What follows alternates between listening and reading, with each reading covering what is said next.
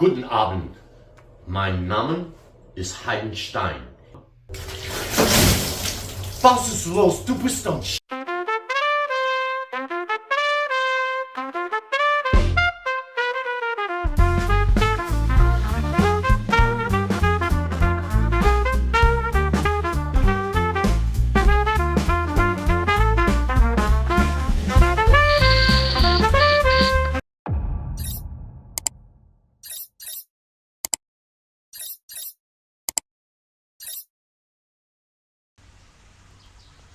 Hello everyone, it's Heiden in the Philippines. Today I want to talk about quack doctors. Now in the States they mean one thing, in the Philippines they mean another thing. In the States, a quack doctor is somebody that's not very really good at their job. They went to school for 8 years, they did the residency, and then they got out and then they hung their shingle out there and started accepting patients. But the problem is they're just not very good at their job. They'll send you for all kinds of tests and they'll get the tests back and they still can't diagnose what your problem is. So they'll max out your insurance and then they'll kick you down the road to a specialist in hopes that they can decipher what your malady is and how to treat you. And in the Philippines, it means a completely different thing. In the Philippines, a quack doctor is basically a hometown doctor. He lives in, you go to his home and he could live in a nice home, or perhaps he lives in a little bamboo shack. But basically he's a witch doctor. That's what we call him, a witch doctor. So you'll go to his house and, you know, perhaps you've been taking over-the-counter medications trying to get rid of whatever happens to be your problem.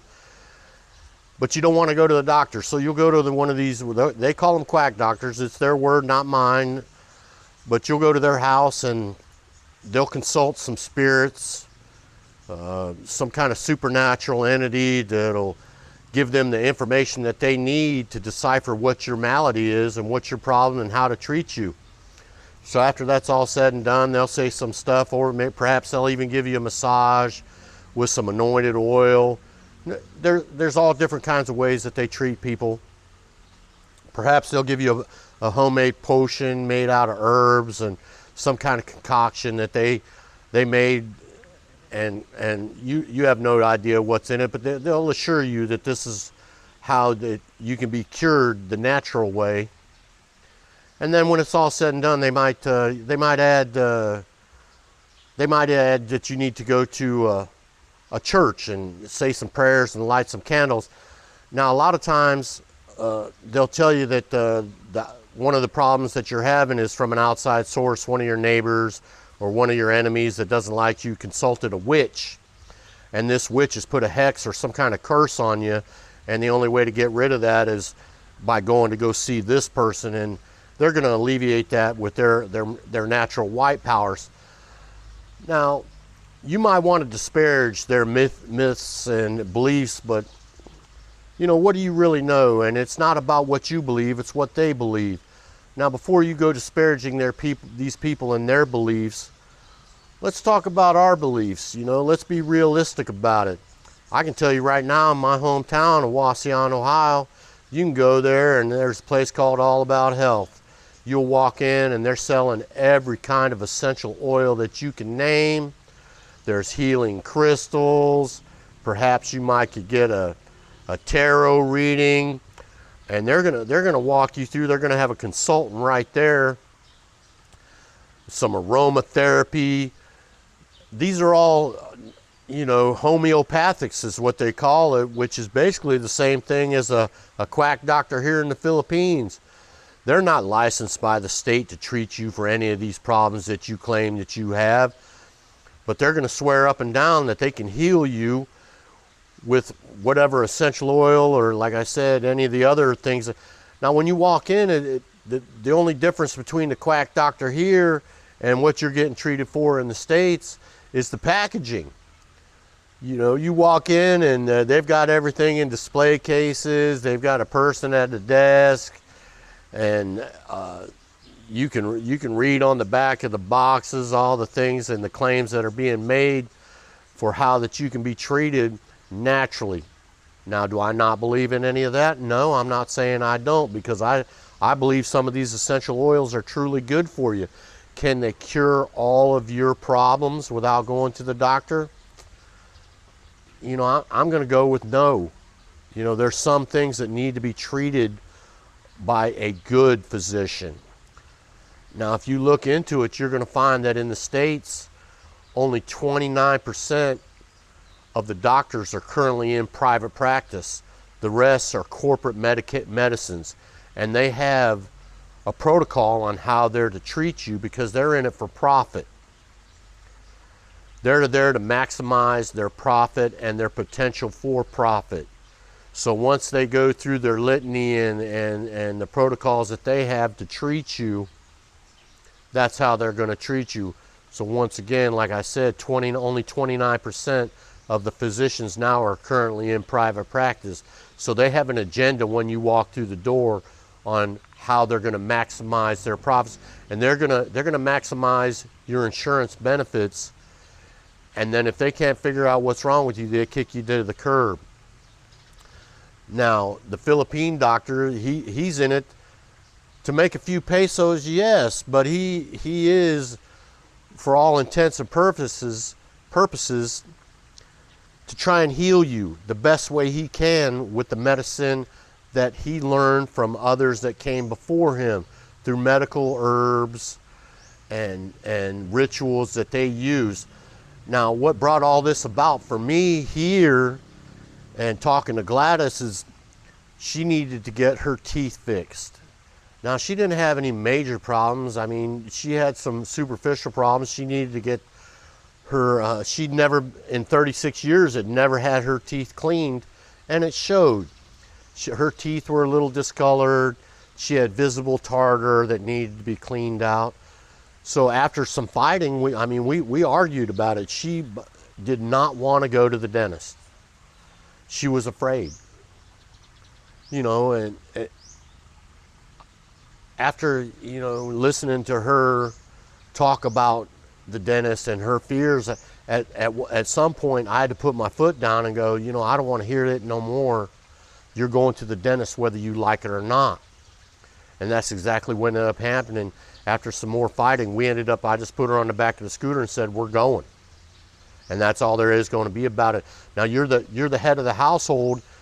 You know, this is my wife, and according to Philippine culture, I'm the final say on things. So I put my foot down, and we did go to the dentist. Now, we went to the dentist, and luckily for her, my dentist is a treasure. I'm gonna leave a link in the description, and if I can figure out how to edit this in, I'm gonna give you a snapshot of her place of business.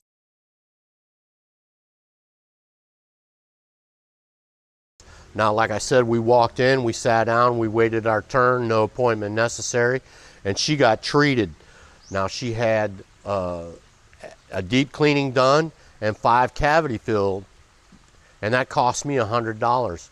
Now, I'm going to tell you, back in the States, there's no way that we could have ever had that done. At my dentist where I'm from, it normally takes you 6 months just to get an appointment.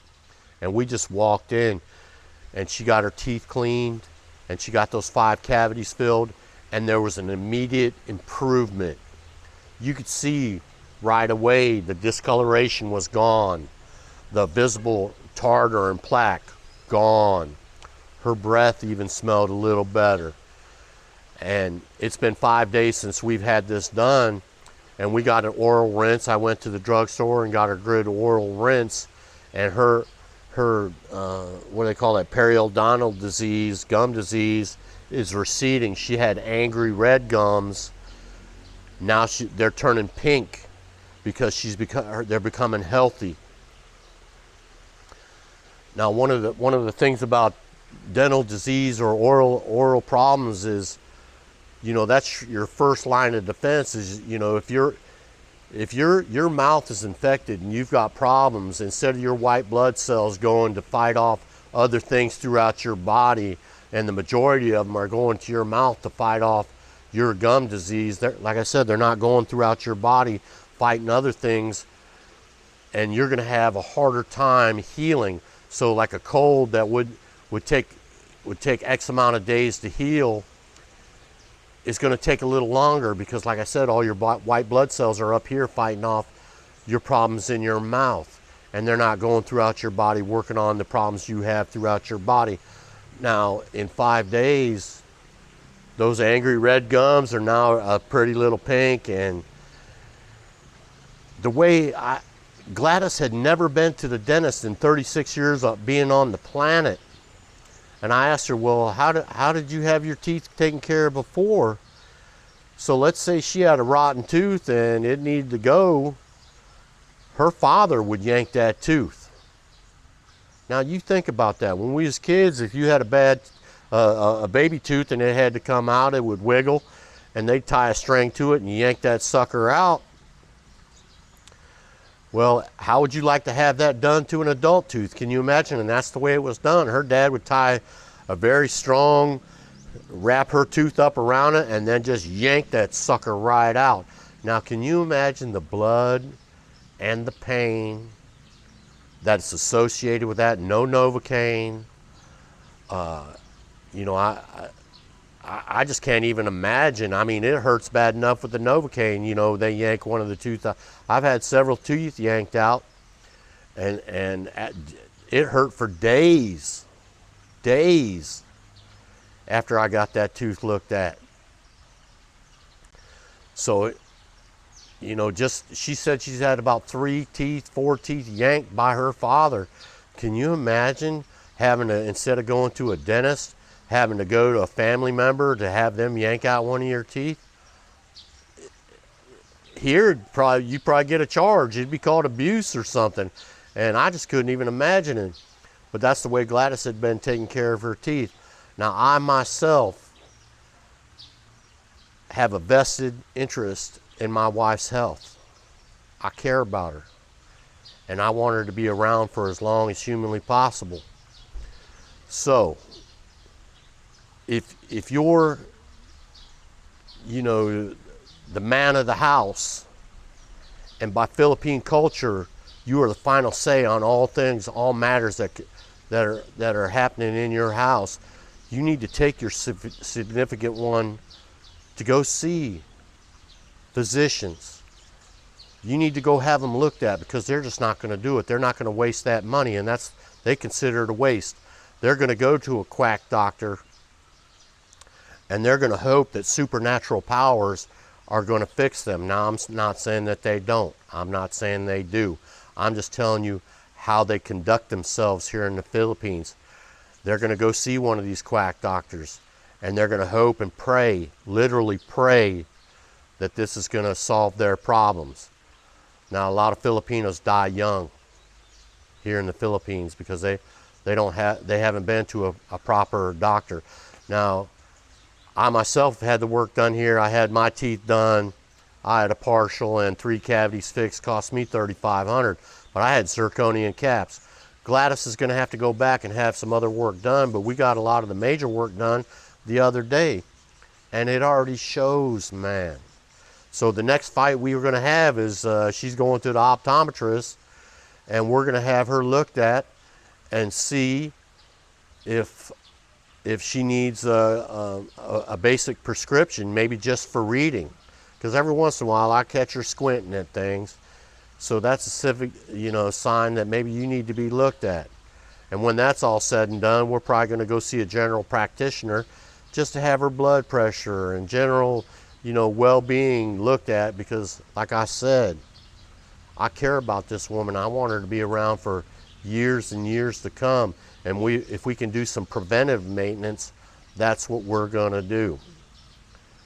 Okay. This has been Hiding in the Philippines. You be as good as you can, and be as good as you can to the one you love.